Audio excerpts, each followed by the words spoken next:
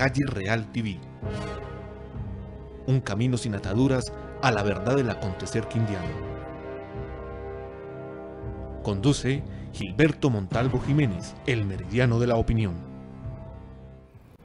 Amables televidentes, muchísimas gracias por estar de nuevo con nosotros aquí en la Calle Real Televisión.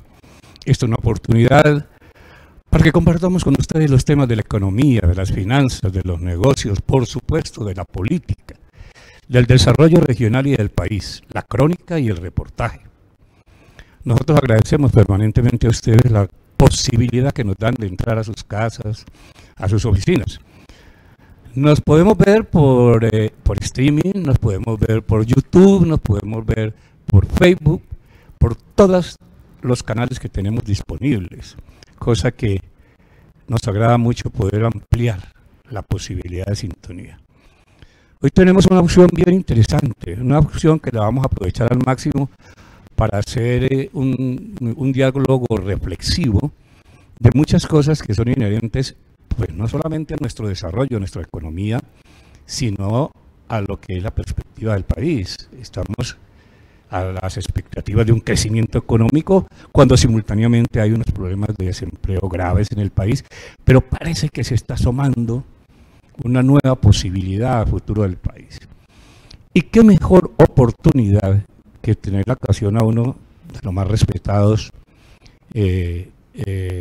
parlamentarios colombianos, el doctor Felipe Lemus. No solamente tiene una amplia trayectoria dentro del aspecto administrativo que lo dotó de un referente académico y de un referente del manejo de la cosa pública, para luego ya ir y buscar el favor de sus electores, 2 periodos en la Cámara de Representantes, ya en el Senado de la República, y por supuesto quiere regresar al Senado de la República. Doctor Felipe, para nosotros es un placer tenerlo aquí. No pensaba que era un hombre tan joven, con tanto recorrido, pero siéntese en casa, por favor. Muchas gracias, doctor Gilberto, por la invitación que me hace a este importante programa. Sobre todo tener la posibilidad de conversar sobre los asuntos del país y sobre los asuntos del departamento con un connotado periodista como usted.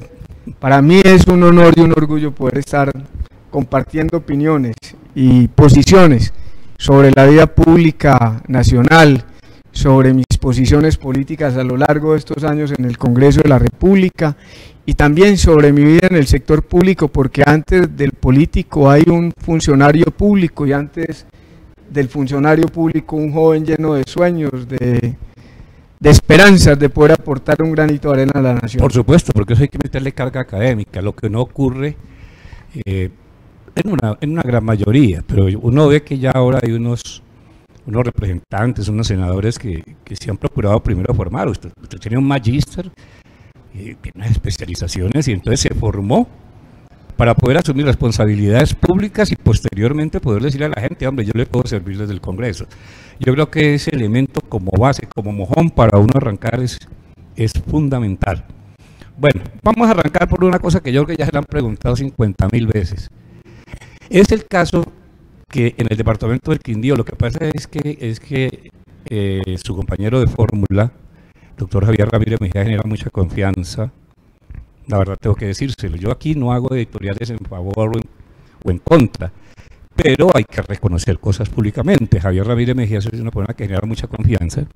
Tuvimos la oportunidad de que nos representara como senador de la República. Cuando veníamos sin senador desde el doctor César López, que fue tal vez una de nuestras grandes figuras, y el doctor Silvio Ceballos Restrepo, tuvimos grandes senadores, de la misma cochada de Guerra Serna y de todos estos que a ustedes también les dieron como un norte, una línea. Y Javier Ramírez Mejía, pues uno de los mejores senadores en su momento, ya había sido representante de la Cámara, tiene mucho fogueo como diputado, como alcalde, como funcionario público.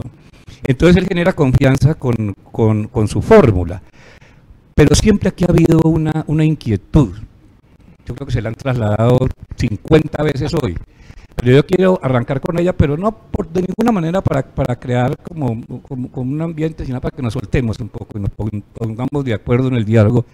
y es que tenemos unos referentes en el departamento del Quindío que nos ha ido muy mal, aunque yo nunca he hablado de senadores foráneos, porque la tengo concretamente clara, que la circunscripción es nacional. Si un aspirante quindiano quiere ir al Casanare, puede ir al Casanare a buscar el favor de su... Luego ese chauvinismo yo particularmente no lo comparto.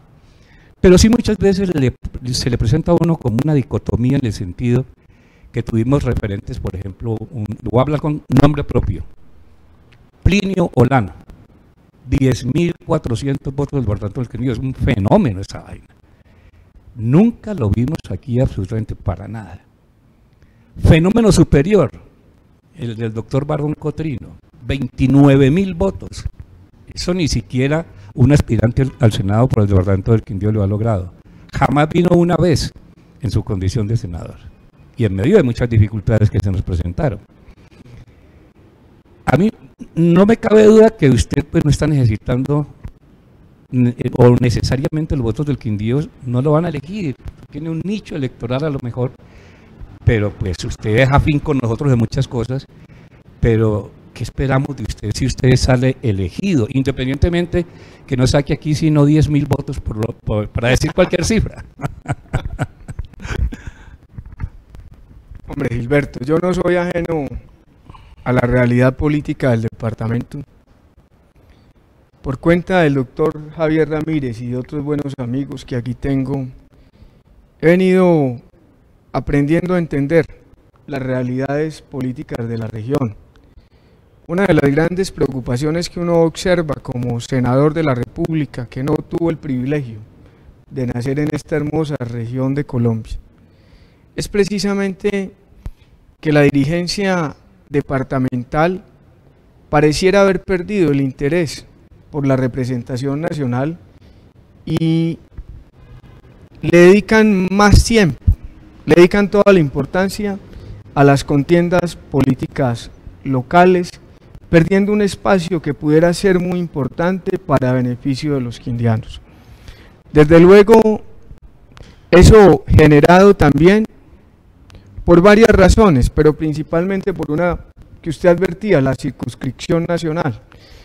Cuando hace varias décadas el Congreso de la República tomó la decisión de quitarle los senadores a las regiones, el carácter de senador regional que antes tenía representación en todos los departamentos del país y lo convirtió en un escenario nacional, pues eso a mi juicio ha convertido la política desafortunadamente en una rebatiña de votos que ha impedido que regiones tan importantes como esta puedan tener la posibilidad como en otrora, con esos grandes exponentes que usted mencionaba, de tener una seria representación en el Congreso de la República.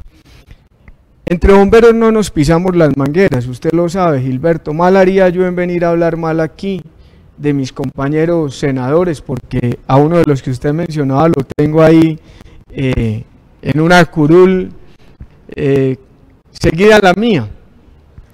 Pero yo sí debo hacer una profunda reflexión con los quindianos y la he venido haciendo a lo largo y ancho del país.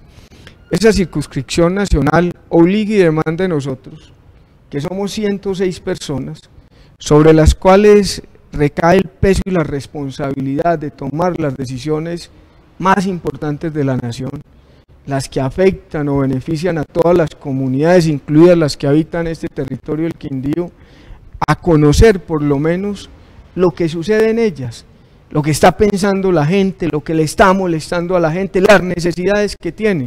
Y esa es un poco la tarea que hemos venido haciendo nosotros a lo largo y ancho del país.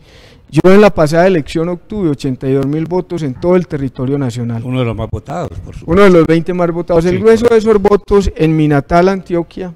¿Usted exactamente en Medellín o alguno de los...? Hombre, yo soy más montañero que los quindianos. No, porque además, entre otras cosas, pues anteriormente había un cuento muy interesante que decía que había nacido en el Parque Berrío, ¿no? Yo soy... No, hombre, yo nací en la vereda, la Quebrada Arriba, en el corregimiento de La Chaparrala del municipio de Andes, capital cafetera del suroeste antioqueño, que es producto del proceso de colonización antioqueña a mitad del siglo XIX. Las costumbres, los rasgos físicos, los apellidos son los mismos. Por eso yo no me siento, a pesar de que no extraño, he nacido en el Quindío, no me siento extraño, y por eso esta oportunidad que me brinda el doctor Javier Ramírez, que es un hombre que la verdad yo me siento privilegiado de que él me hubiera escogido a mí entre muchos senadores de la República del partido de la U, me hubiera escogido a mí como su fórmula. Yo no lo escogí a él. Él fue el que me dio la oportunidad a mí de venir a conocer el Quindío, no como turista, como lo hice en otros momentos de la vida, sino como político, a entender lo que aquí sucede y un poco de la mano de él a empezar a cogerle cariño, afecto, amor a las causas de este departamento. Yo no vengo aquí como Salvador, Gilberto, yo no puedo decirle a la gente que va a ser diferente a los demás. La tarea de un senador de la República es con el país, eso sí no es con la nación, pero particularmente la forma y la manera en cómo he ejercido yo este oficio. Yo entiendo que hay unas causas nacionales que hay que defender y entiendo que hay unas causas regionales que también hay que defender. Lo decía en una entrevista esta mañana, los senadores de Colombia, al final del día, en un régimen presidencialista que es lo más parecido a una monarquía absoluta, terminamos siendo parte de una institución que es un apéndice del gobierno de turno. Luego terminamos siendo unos mandaderos bien pagos. Yo puedo venir a ejercer aquí como mandadero. Le he dicho a Javier que quiero convertirme en un puntal de apoyo, que mi voz, que ya es una voz autorizada, reconocida, con experiencia, con 12 años ininterrumpidos en las comisiones económicas del Congreso de la República, me permitan coayudar a defender en los proyectos de ley más importantes que son los que aprueba el gobierno, que son los económicos, claro, defender los intereses económicos del departamento, que mi voz sirva para que esos proyectos de importancia estratégica regional que están en el ostracismo, Gilberto, como el terminal de carga en el aeropuerto, como el tren de Occidente que comunique la Tebaida con el puerto de Buenaventura, como la doble calzada de Calarcá, como las dobles calzadas que están contratadas y que no han terminado porque han tenido dificultades, puedan finalmente materializarse. Pero noto que tiene metida en la cabeza lo del departamento del Quindío, me habla con más propiedad que muchísimos de los que han venido aquí. Gilberto, es que usted lo decía ahora, no tan directamente, pero el problema de la política nacional no es el presidente de la República, ni es el modelo, ni es el sistema económico. Realmente el problema es que la dirigencia no entiende el oficio de la política como una verdadera profesión. Yo me he formado para este ejercicio. Yo no tengo actividades económicas paralelas distintas a mi actividad como congresista de la República.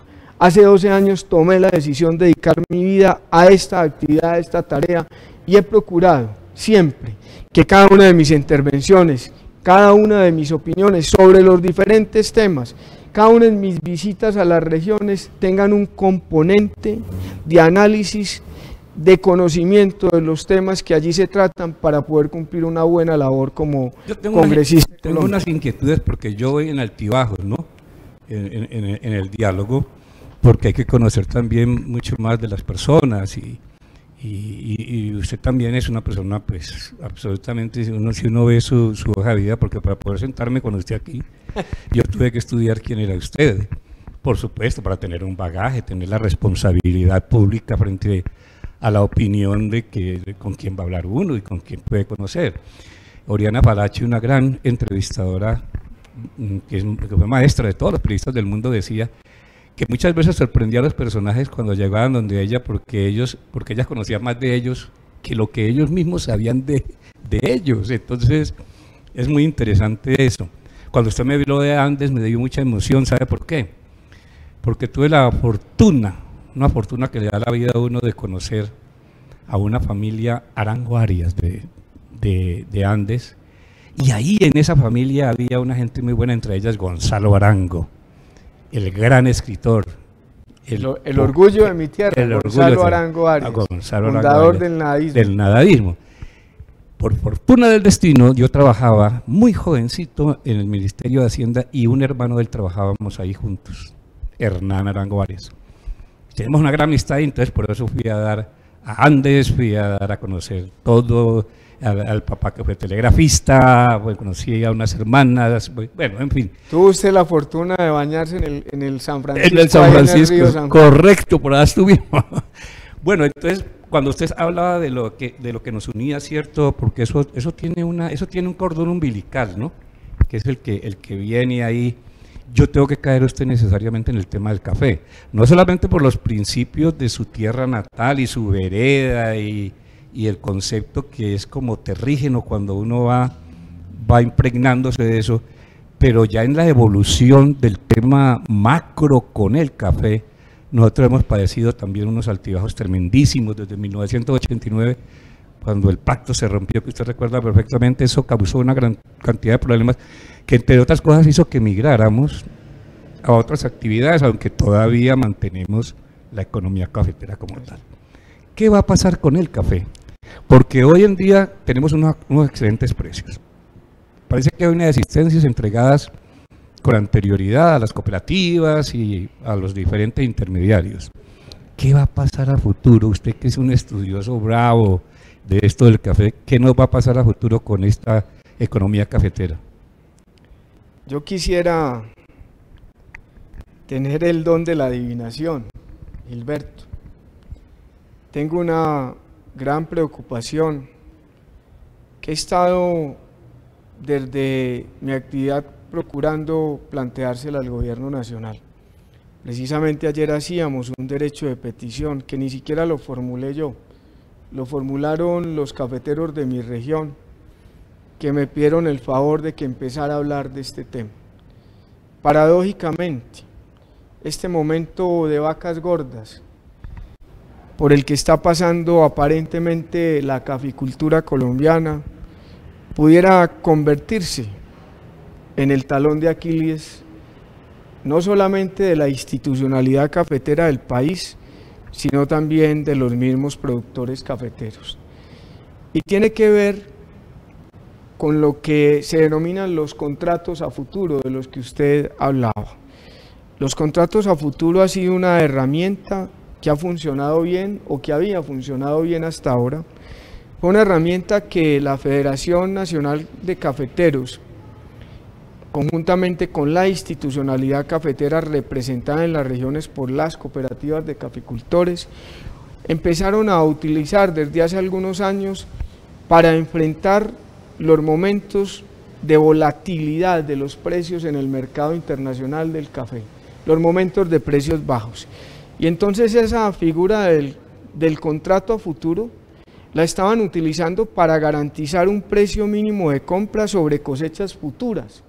Y eso garantizaba que los pequeños, medianos y grandes cafeteros, cuando los precios bajaban a los niveles del 2012, que recordará usted esa crisis del año 2012, pues no se produjeran y los cafeteros tuvieran la posibilidad de garantizar el costo mínimo de producción y un margen de utilidad esperado.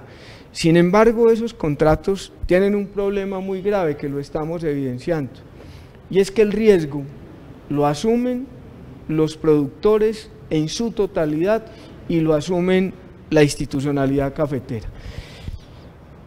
Los cafeteros vienen de momentos difíciles. Esos contratos los firmaron a principio de año o el año pasado para entregar la cosecha de este año, con unos precios que oscilan entre los 900 y el 1.000.000 de pesos por carga. Hoy en el mercado por cuenta de la CELAR del Brasil, que redujo la producción cafetera brasileña, que tuvo un impacto negativo en la producción mundial, eso que es una bendición para el país, lo es y no lo es, y lo es y no lo es, porque un pequeño cafetero, un mediano cafetero, incluso un gran productor de café, no va a preferir honrar un contrato que le pagan a 1.000.000 de pesos la carga y va a perder 1.200.000 pesos más por el que le están pagando por la misma carga en el mercado. Entonces eso va a poner en riesgo la institucionalidad cafetera de la nación, yo creo. ¿Y qué se va a hacer? ¿Qué se puede hacer ahí? Ahí nosotros, la pregunta sobreviniente, y más usted que tiene responsabilidades en una comisión fundamental, ¿qué se va a hacer? ¿Qué se puede hacer? Yo creo que es muy complicado. Y no voy a hablar pensando con el deseo. Lo ideal y la lógica sería que los cafeteros honraran la palabra y cumplieran. Bueno, ¿por qué usted no me hace un favor ahí? porque es que es tan interesante el tema, que producción me pide un pequeño corte, me excusa, pero lo retomamos porque es que es apasionante. Y usted está haciendo una reflexión muy seria, usted está hablando de unas cosas que tienen sensatez y no está haciendo ni una parafernalia. Ni demagogia ni populismo con ese problema tan complejo que se nos avecina. Se lo entiendo perfectamente. Estoy hablando de una forma supremamente seria en el aspecto y con buen concepto. Y me gusta aprender también como a los amables televidentes. Voy con producción y ya regresamos a esta segunda parte con el señor senador Felipe Lemos. Usted está transitando por la calle Real TV. Un camino sin ataduras a la verdad del acontecer quindiano. Conduce Gilberto Montalvo Jiménez, el meridiano de la opinión.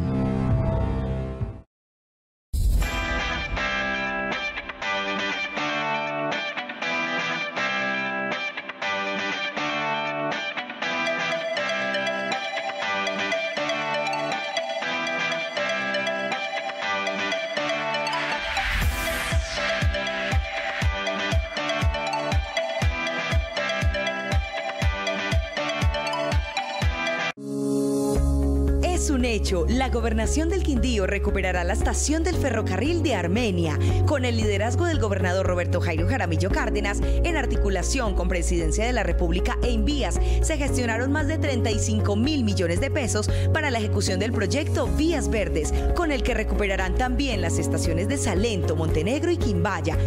Porque tú y yo somos Quindío.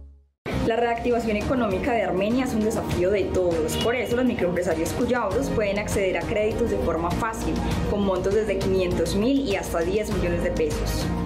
Los interesados pueden acercarse a los puntos permanentes que hay en Actuar Fami Empresas, ubicados en la calle 12, número 1314, en el Parque Sucre y también en el Centro Administrativo Municipal sobre la carrera 16.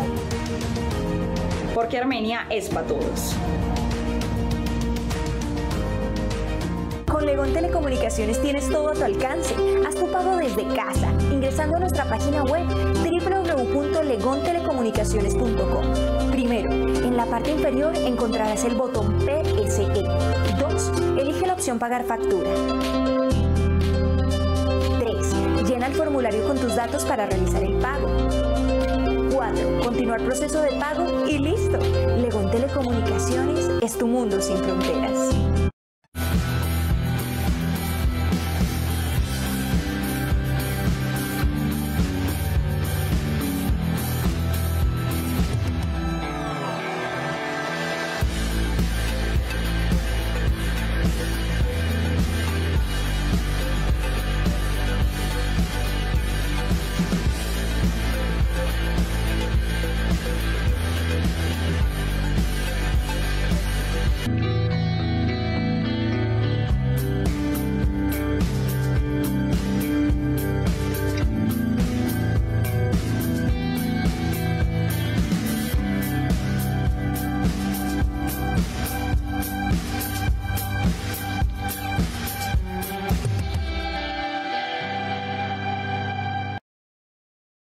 Usted está transitando por la calle Real TV. Un camino sin ataduras a la verdad del acontecer quindiano.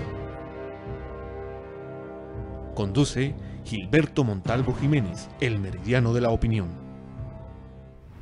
Regresamos, amables televidentes, aquí a la calle Real Televisión. Hoy yo tengo que decirle un privilegio, porque uno cuando se encuentra con personas que pueden, que académicamente, independientemente que vengan de la política, porque nosotros hemos satanizado la política, entre ellos yo he tenido cuotas, pero pues con lo que nos ocurre en el departamento del Quindío, con la representación política en el Congreso, naturalmente nosotros somos absolutamente críticos y críticos ácidos, pero cuando uno puede con una persona que le está entendiendo uno el discurso, que es un discurso más académico que político, pero que combina la política con la academia, eso es fabuloso, yo creo que hay que aprovechar. Veníamos hablando y usted nos está explicando muy bien sobre el tema de los mercados a futuro y de la incidencia que eso puede tener para el pequeño, mediano e incluso para el gran caficultor. ¿Eso qué puede generar?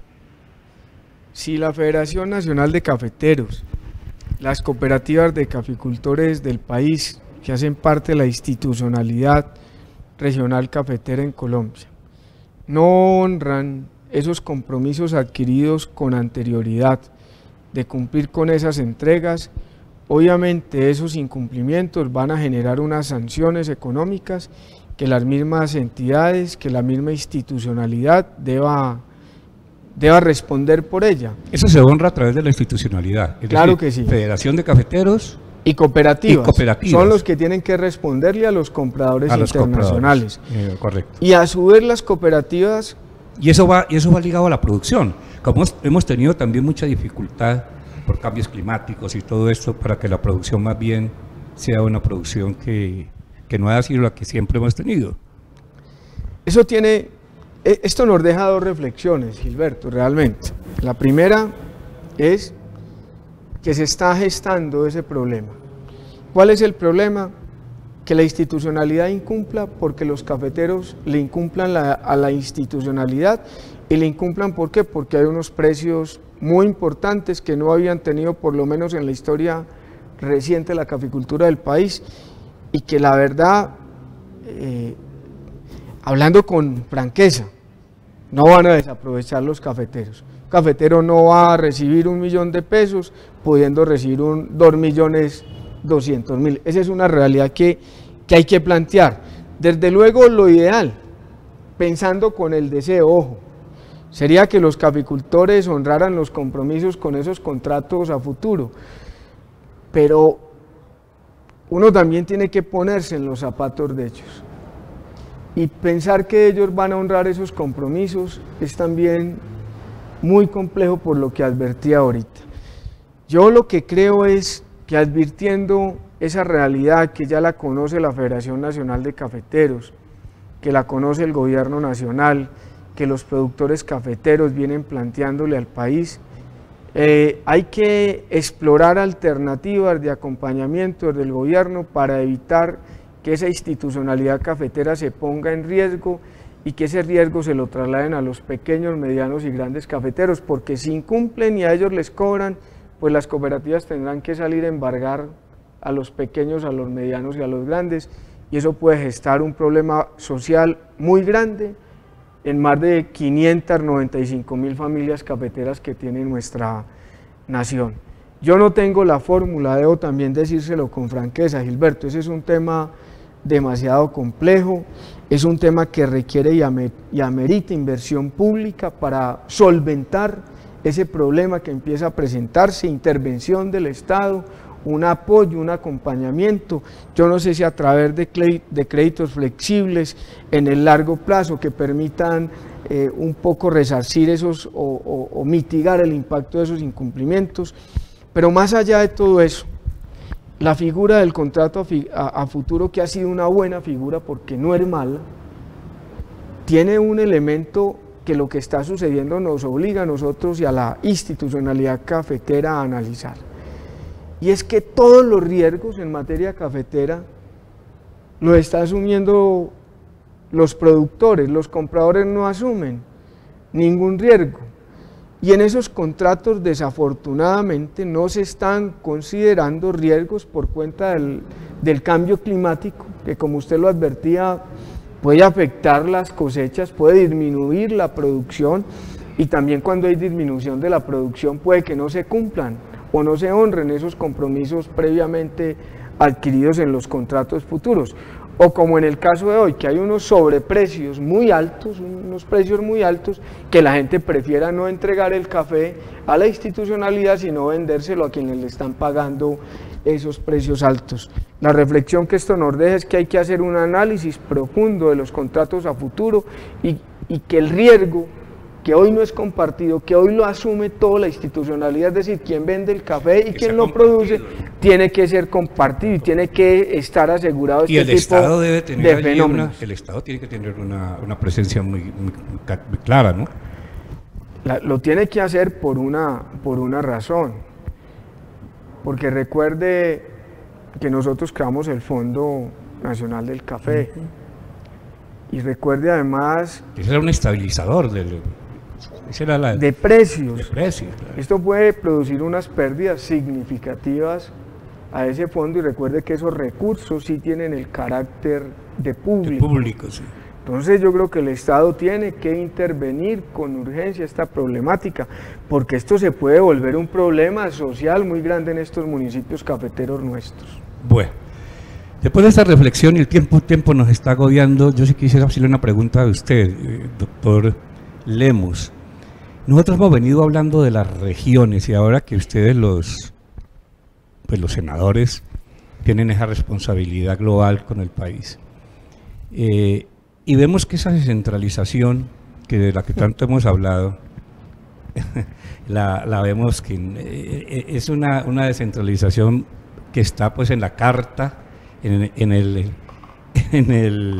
es que usted, Gilberto, toca temas muy profundos que ameritarían no 5 o 2 o 3 minutos, son temas de profunda reflexión. De profunda reflexión. Bueno, está en la carta, que es el contrato social que tenemos los colombianos, pero que vemos que la dinámica es todos los días se le descentralizan más funciones, se le dan más obligaciones a las regiones, pero se le limitan los recursos. Entonces, ¿cómo equilibrar? Por supuesto que yo le pido a usted estos conceptos dentro pues, de la autoridad que usted tiene entre los temas, para que nos ayude a reflexionar, y si hay un futuro verdadero en que podamos los colombianos pensar que haya un equilibrio entre las responsabilidades públicas de las regiones y el presupuesto para atender esas responsabilidades. Este es un país excesivamente centralista, y no es un tema de hoy, Gilberto. Decía Galán que un político tiene una obligación principal, y esa obligación principal es conocer la historia del país para no repetirla. El excesivo centralismo de nuestra nación, que aún en nuestros días se mantiene, obedece a la discusión primigenia de los fundadores de la nación, de los héroes no solamente de la independencia, sino de la preindependencia. Recordará usted, y me toca remontarme a eso para poderle contestar. No, es que tiene que haber contexto, yo se lo recibo así. Recordará usted que después de la preindependencia, en 1810, los famosos patriotas, los ilustrados de la época, entre ellos Antonio Nariño y un connotado defensor de las regiones, Camilo Torres, ambos defendían una tesis distinta, la del Estado central, que fue la que al final de los días, después de más de 8 guerras civiles, de la guerra de independencia, de la guerra de los 1000 días, fue la que terminó imponiéndose.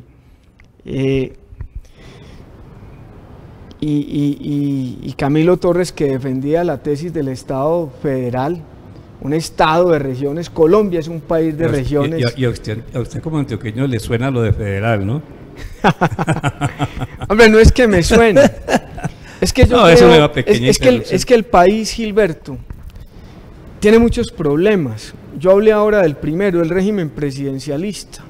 En el presidencialismo, el centralismo es una de las herramientas principales, porque el centralismo es lo que permite controlar el territorio desde el Estado central.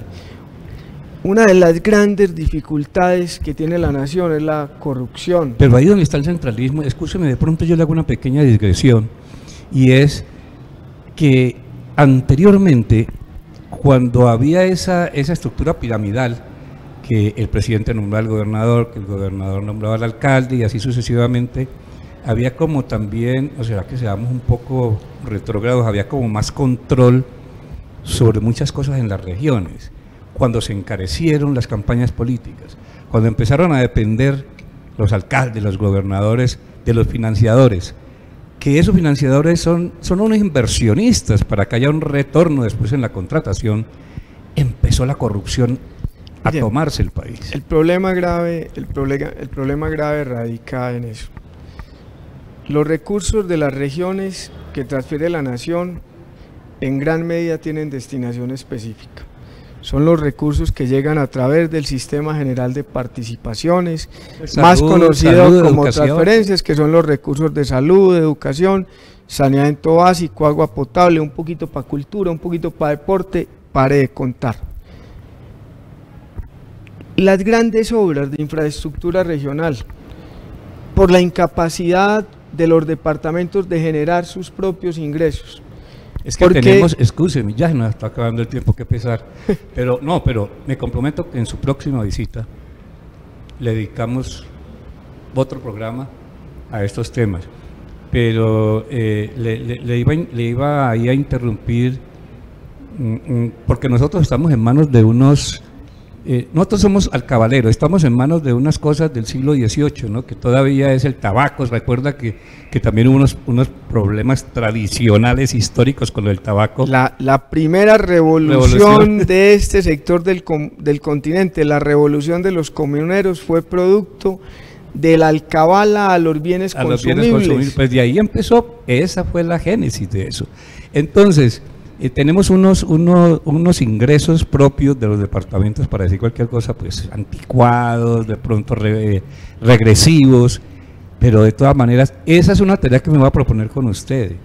Bien sea que lo hagamos primero en radio, luego volvemos y lo traemos aquí a televisión, pero se nos ha acabado el tiempo y esto sí es muy lamentable, porque hubiera querido conversar más largo con usted. Oiga, este tema es una Honduras. Es una Honduras, sí, pero sí sabe que me he sentido grato como entrevistador, porque más que todo esto no fue una entrevista, sino un coloquio, un diálogo sobre temas económicos, y que debo reconocerlo, que usted tiene una capacidad de decirlo muy sencillo, porque cuando nosotros nos trasladamos a los temas económicos los vemos áridos, los vemos complejos, los vemos desde la óptica de Carrasquilla o lo vemos desde la óptica de... bueno.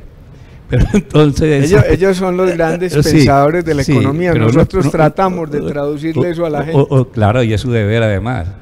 Usted tiene que hablar con el mismo idioma que hablamos nosotros los paisas, y no, pues no venimos de allá de ese mismo lado del sur. Muchísimas gracias, senador, ha sido un placer tenerlo. Ojalá, verdad, la próxima vez que venga, yo sé que va a ser muy difícil, se va a tener muchas jornadas por todo el país. Yo le deseo el mejor de la suerte, la mejor de las suertes. Le reitero, un gran compañero de viaje, como el doctor Javier Ramírez, y ojalá que cuando vuelva no se olvide este camino, aquí es su casa, y este fin de semana, si Dios lo permite, nos estaremos viendo por la radio, para que sigamos hablando de estos temas. Mil gracias. A usted, doctor Gilberto, gracias por esta oportunidad de que los quindianos me empiecen a conocer un poco, y gracias al doctor Javier Ramírez. 103. Así, ya eso tenía que naturalmente decirlo. Partido de la U. Sí, porque ustedes no tienen lista cerrada, sino que es una lista abierta. Una lista abierta. Y quien les habla a partir de ayer ya no se llama Juan Felipe Lemos, sino que se llama el señor U9, el señor U9 en la lista de Senado. ¿Un 9? Partido de la U, número 9. Partido de la U, número 9. Se vota por el número 9. Hay que marcar el partido de la U y el número 9, en el caso del doctor Javier Ramírez, partido de la U y número 103 en el tarjetón electoral de Cámara de Representantes. No se cobran las pautas comerciales. Amables televidentes, muchísimas gracias por haber estado con nosotros en esta nueva edición de La Calle Real, hoy con el senador Felipe Lemus, que nos ha ayudado a comprender muchas cosas del país. A ustedes muchas gracias, les ruego el favor que continúen en la sintonía de nuestro canal, y nosotros nos veremos en breve. Muchísimas gracias. Usted está transitando por La Calle Real TV, un camino sin ataduras a la verdad del acontecer quindiano. Conduce Gilberto Montalvo Jiménez, el meridiano de la opinión.